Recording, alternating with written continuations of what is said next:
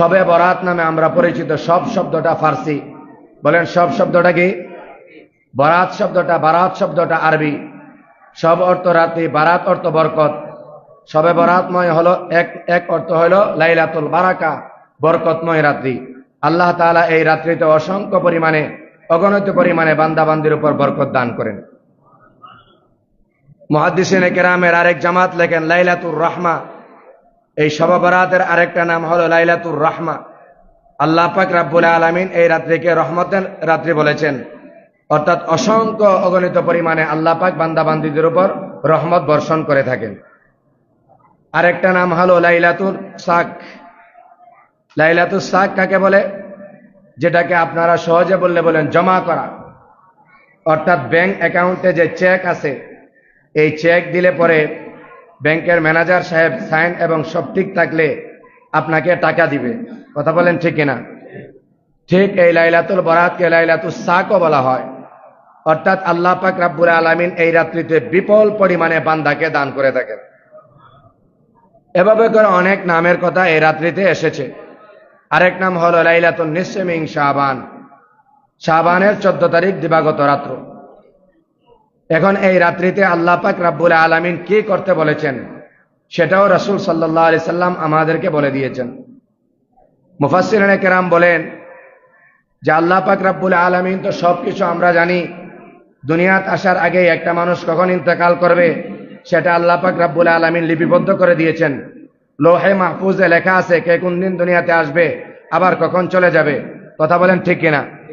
তাহলে লাইলাতুল বরাতে আল্লাহ তাআলা আমাদের রিজিক তকদির ফয়সালা করবেন কেন? মুফাসসিরিনে কেরাম জবাব দেয় এইভাবে যে আল্লাহ পাক রব্বুল আলামিন যা লিখে রাখছেন এটাই সত্য। হযরত আব্দুল্লাহ ইবনে আব্বাস রাদিয়াল্লাহু তাআলা আনহু বলেন, এটার দ্বারা উদ্দেশ্য হলো লাইলাতুল বরাতে 1 বছরের বাজেটকে আল্লাহ তাআলা ফেরেশতাদের কাছে পৌঁছায় দেন। ফেরেশতারা 1 বছরের বাজেট এই লাইলাতুন নিসফি মিন শাবানের রাত্রিতে বান্দা বান্দীদেরকে বন্টন করে দিয়ে দেন। অর্থাৎ কারা এই 1 বছরের ভিতরে লিস্টি করে ফেলেন। ফেরেশতাদের একটা জামাত আছে, তাদের অন্য কোনো দায়িত্ব নাই।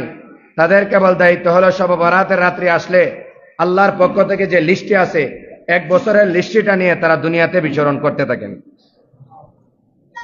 আমার ভাইরা, তাহলে আমরা বুঝতে পারলাম এই রাত্রিটা অত্যন্ত বরকতময় রাত্রি। এই রাত্রিটা গুনাহ মাফের রাত্রি। এই রাত্রিটা ইস্তেগফার এর মাধ্যমে কাটানোর রাত্রি। এই রাত্রিটা নফল ইবাদতের মাধ্যমে কাটানোর রাত্রি। চলুন রাসূল সাল্লাল্লাহু আলাইহি সাল্লাম কি কি ইবাদত করতে আমাদেরকে বলেছেন এই ব্যাপারে আগে হাদিসে জানি। রাসূল বলেন, قال النبي صلى الله عليه وسلم إذا كان ليلة النصف من شعبان فقوموا ليلها। আল্লাহর নবী সাল্লাল্লাহু আলাইহি ওয়াসাল্লাম বলেন, ও আমার উম্মত, যখনই তোমাদের মাঝে নিসফে শাবানের রাত্রিতে আসে, অর্থাৎ 14 তারিখ দিবাগত রাত্রি আসে শাবান মাসের, তখন তোমরা রাতের বেলা ইবাদত করবে। রাতের বেলা কি করবে বলেছেন কে? রাসূল সাল্লাল্লাহু আলাইহি সাল্লাম বলেন এই রাত্রিতে তোমরা ইবাদত করবে।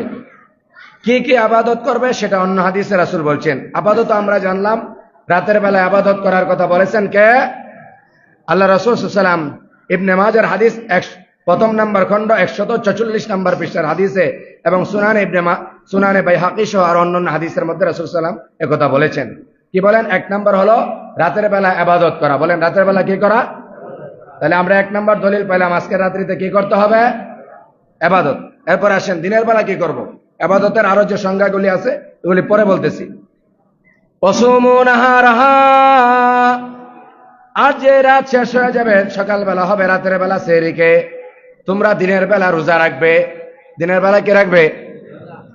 এখন আপনাদের প্রশ্ন হলো রোজা কয়টা রাখবো? ওয়াসুমু লাইলা, আল্লাহ রাসূল সাল্লাল্লাহু আলাইহি ওয়াসাল্লাম বলেন যে তোমরা কি করো? ওয়াসুমু নাহারাহা, দিনের বেলা তোমরা রোজা রাখো। এই হাদিস থেকে প্রতীয়মান হয় যে রোজা একটার কথা আসছে। কয়টার কথা বলেন? এখন আপনাদের অনেকের প্রশ্ন, একজন আয়েশা মাগরিবের সময় আমাকে বলছে, হুজুর আপনি বলছেন আমরা বুঝেছি, কিন্তু আমরা তো জানি একটা রোজা মুসলমানদের না রাখা ভালো, কারণ কাফের মুশরিকরা একটা রোজা রাখে। এজন্য রাসূল বলছেন একটা রোজার বিরোধিতা করো। আমি বলছি এটা এই মাসে না, মুহররম একটা মাস আছে। কি মাস বলেন? আমাদের বছরের বর্ষপঞ্জি যে প্রথম মাস আরবি, সেটার নাম হলো মুহররম মাস। কি মাস বলেন? মুহররমের 10 তারিখ একটা রোজা রাখতে রাসূল নিষেধ করছেন। রাসূল বলছেন মুহররম মাসে তোমরা 2টা রোজা রাখো। খালিফুল আন্নাল ইয়াহুদ ওয়ান নাসারা, মুহররম মাস আসলে ইহুদিরাও 10 তারিখে রোজা রাখে, নাসারাও রাখে, অন্যান্য ধর্ম অবলম্বীরা রাখে। এজন্য তাদের সাথে খেলাফ করো, তোমরা 2টা রোজা রাখো। সুবহানাল্লাহ। তাহলে আমরা এটা পরিষ্কার, আমরা নিশ্চয় শাবান মাসে অন্য ধর্মের লোকদের কোনো রোজা নাই, এটা আমাদের একান্ত রোজা। সুবহানাল্লাহ। আসতে কোন? তাহলে আমাদের রোজা কয়টা পাইলাম? একটা। বলেন কয়টা? বুঝা গেল রাসূল সাল্লাল্লাহু আলাইহি ওয়াসাল্লাম এই মাসে অনেক বেশি রোজা রাখতেন। তাহলে আপনি আর আমি তো সব রাখতে পারি না, আমাদের কর্মব্যস্ততা, বিভিন্ন দুর্বলতা, শারীরিক দুর্বলতা বা আমাদের বয়সের কারণে। কিন্তু সোমবারে রাসূল কখনো রোজা ছাড়েন নাই, বৃহস্পতিবারে রোজা ছাড়েন নাই। মনে আছে তো? না, এই মাসটা আমাদের সবার মনে নাই। প্রতি সোমবারে রাসূল রোজা রাখতেন, প্রতি বৃহস্পতিবারে রোজা রাখতেন, শাবান আসলে 20-25 দিন রোজা রাখতেন। সুবহানাল্লাহ বলেন। তাহলে এখন আপনি রোজা নিয়ে তো মাসালা কেন? পরিষ্কার বক্তব্য শেষ।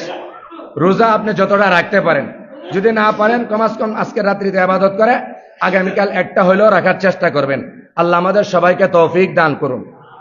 মা বোনেরা যারা আছেন তারাও আমার এই বয়ান শুনেন। এই মাসে যত বেশি রোজা রাখতে পারেন তত সওয়াব, তত ফজিলত। না পারলে সোমবারে রাখেন, না পারলে বৃহস্পতিবারে রাখেন, না পারলে অন্ততপক্ষে আগামীকাল দিনে রাখেন। আর বলতে হবে বিষয়টা আমার বলে আপনার বুঝে আসছে তো ইনশাআল্লাহ।